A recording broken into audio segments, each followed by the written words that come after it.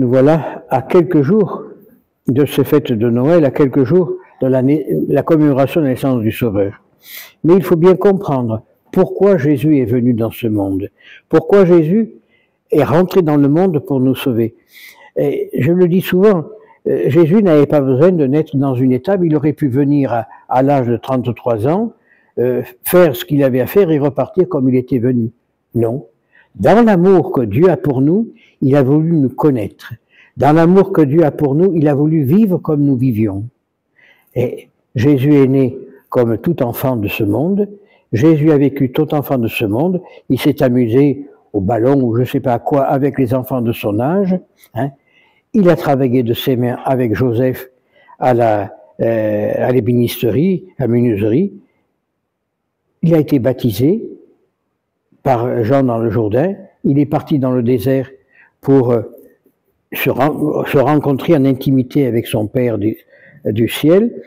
Et puis il est parti évangéliser. Il a apporté la parole de Dieu en disant « Convertissez-vous, Dieu le Père est avec vous, il veut que vous reveniez à la maison paternelle, convertissez-vous. » Malheureusement, le monde est tellement obtus qu'il ne veut pas. Le monde est tellement obtus qu'il préfère s'amuser plutôt que de rendre gloire à Dieu. Alors, bien sûr que tout vend des confitures. Lorsqu'on étudie l'histoire de l'humanité, on s'aperçoit qu'il y a eu différentes périodes dans ce monde, et que dès que, dans une civilisation, qu'elle soit la civilisation romaine, la grecque, la mésopotamienne, l'égyptienne, qui sont des grandes populations, des grandes cultures, des grandes civilisations, sont partis pourquoi? Lorsqu'il est rentré la débauche dans le monde, lorsqu'on a commencé à faire rentrer la prostitution dans les villes, lorsqu'on a tout accepté comme on accepte aujourd'hui, c'était la fin d'un temps. Alors, ce n'est pas la fin du monde, c'est la fin d'un temps. Et le monde recommence, alors on va peut-être demain, après-demain, je ne sais pas quand, mais retourner avec des années en arrière, parce qu'on va s'auto-détruire pour redémarrer, tel qu'ont fait les Grecs, tel qu'ont fait les Romains, tel qu'ont fait les Mésopotamiens. Si vraiment on veut ne pas tomber, si vraiment on veut se relever et aller vers Dieu, seule la prière peut nous sauver et nous aider. Alors, dans cette naissance de Jésus, dans cette l'obscurité que Dieu, avant que Dieu vienne sur le monde, puisqu'il nous apporte la lumière de la vie, eh bien, demandons-lui qu'il nous fasse comprendre où est la vérité de l'erreur, où est la justice, où est la charité. Parce qu'à l'heure actuelle, oui, on fait des actes de charité qui ne sont pas des actes de charité, c'est des actes d'humanité. Parce qu'on se débarrasse de ce qu'on ne veut plus. C'est pas la charité, ça. C'est l'humanisme. La véritable charité, c'est savoir partager ce que nous avons, hein, avec nos frères, savoir donner pas ce que nous avons en trop, donner une partie de nous-mêmes aux autres. C'est ça la véritable charité. Parce que si je me débarrasse d'une chaise que je n'ai plus envie, c'est pas de la charité, au contraire, on se débarrasse, c'est l'humanisme. Alors, essayons de comprendre le sens de la venue de Jésus. Regardez, il y a dans la pastorale de Provence des passages qui sont merveilleux. Hein, Marie et Joseph sont sur la route puisque l'empereur a donné ordre du recensement de la population et d'aller dans sa ville de naissance pour être recensés. Joseph et Marie sont de la race de David, sont nés à Bethléem, d'où le retour à Bethléem pour aller se faire recenser. Ils arrivent à Bethléem, seulement ils n'étaient pas les seuls, c'était des centaines de gens qui sont de la région de Bethléem qui sont allés se faire recenser. Et là, plus de place pour eux à l'hôtellerie. Ils cherchent et ils trouvent une grotte, une étable, où il y a des moutons, il y a des vaches, il y a tout ce qu'il faut pour la campagne. Et Marie dit à Joseph, c'est une fable, c'est la pastorale de Provence. Marie dit à Joseph, « Oh, Joseph, pardon, regarde ce que je te fais faire. Si tu avais trouvé une autre compagne, tu serais peut-être plus heureux. Laisse-moi, moi je vais vivre ma vie. » Et Joseph, il lui dit, en provençal, « Fadade, tu es folle. Non, moi j'ai donné ma parole à Dieu et je vais jusqu'au bout. Ne t'inquiète pas, on va trouver ce qu'il faut pour se coucher. » Et Dieu leur donne cette étable. Et indirectement, en provençal, c'est une autre manière de parler, mais indirectement, ça démontre que Dieu est toujours là. Hein? Dieu ne donne pas des châteaux, Dieu il donne de quoi se reposer.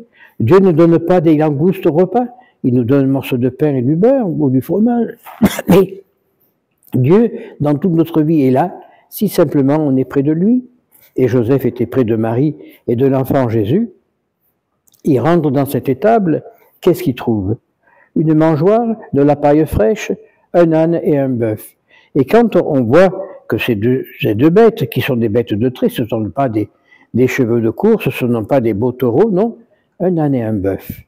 Et c'est la pauvreté, et c'est la respiration de l'âne et du bœuf qui réchauffe l'enfant Jésus qui vient de naître. Et Dieu nous démontre par là le sens de la charité et de la pauvreté. Ces pauvres bêtes n'avaient rien, ces gens n'avaient rien. Un peu de paille propre pour pouvoir mettre l'enfant Jésus. Joseph enlève son manteau, le met sur la paille et on dépose l'enfant Jésus.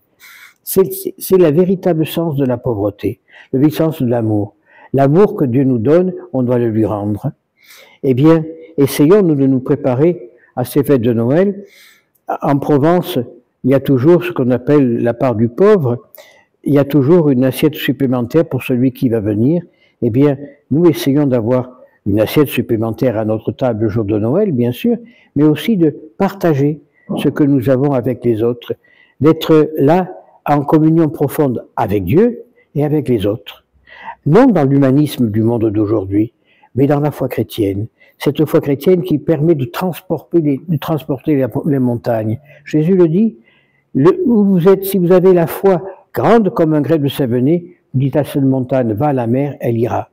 Alors regardez que nous n'avons même pas la foi grande comme un grain de savonnier, parce qu'on peut dire à la chaise va-t'en, elle ne bougera pas.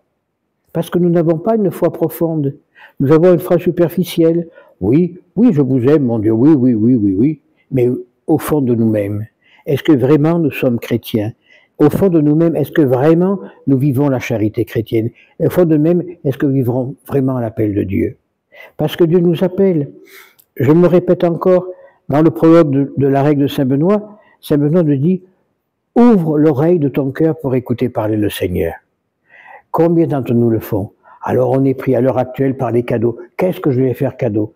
Ah, ceci, cela, les cadeaux, le repas, qu'est-ce qu'on va manger, qu'est-ce qu'on va pas manger.